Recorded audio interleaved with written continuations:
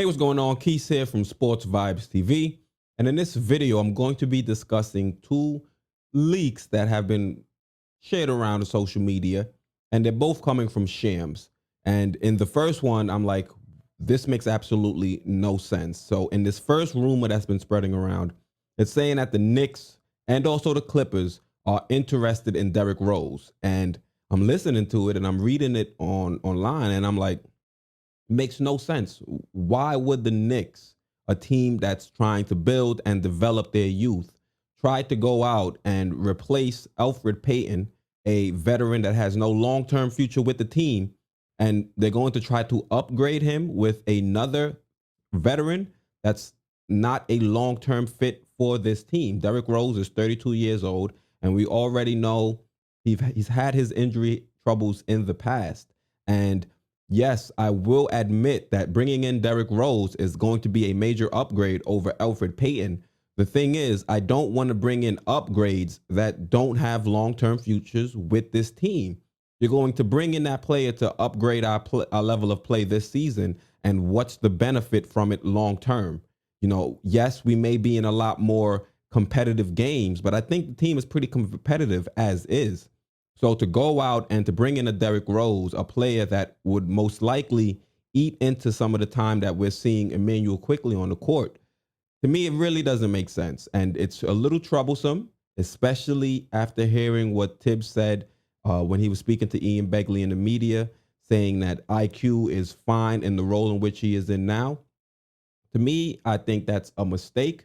And I think what's even more of a mistake is this news that we are sending out feelers and seeing what the market is like for Derrick Rose. Derrick Rose is not even a player that's going to space the court out for some of the players on the team. Now, yes, he's shooting 33% from three, which is a 5% increase from what we're receiving from Elfrid Payton currently. But I don't think that's enough of an upgrade shooting wise to really threaten defenses and open things up a lot more than what we're seeing now. Now, the next line of business that I wanted to talk to, or the next snippet of news coming from Shams, is the fact that both Lonzo Ball and JJ Redick are being shopped by the Pelicans. I don't want to say shop per se, but they're listening to offers. Now, Lonzo Ball, I dropped a video last week, which I'll link up above, talking about a very similar situation. A lot of Knicks fans want Lonzo on his team, but to me, it all depends on what we have to give up. Once again, like in that video, I'll give up DSJ, I'll give up Frank Nitti, I'll give up a second round pick, but I'm not giving up anything of major value to bring in Lonzo Ball. Lonzo Ball has not shown me enough this season, and also Lonzo Ball is shooting similar shooting percentages to Elfrid Payton. So once again, that would not be an upgrade shooting. That would be more so an upgrade with the ability of Lonzo Ball to move the ball around, and also to create, some pick and roll situations with like a Mitchell Robinson or an Obi Toppin. We need to insert Emmanuel quickly into the starting lineup.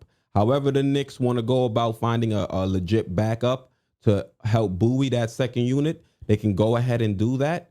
And if that's what they're thinking with Derrick Rose, then maybe. But I don't see the Knicks going and trading to bring in Derrick Rose to then start IQ and put Rose on the bench, even though Rose has no starts this season for the Pistons. And it would be even scarier to me if they decide they want to leave Payton as the starter and have Rose come off the bench. Like, I really can't wrap my head around what Tibbs is trying to do and what the team is trying to do by acquiring a Derrick Rose. The purpose and the goal of this season should be to develop our players and allow them to get as many minutes as possible, as long as they're contributing to winning. And if we don't have any young players on the roster that can fill in that point guard, then I would say we're in trouble. And I would also say Tibbs is wrong if he thinks that, because we already see what IQ can do and has the ability to do.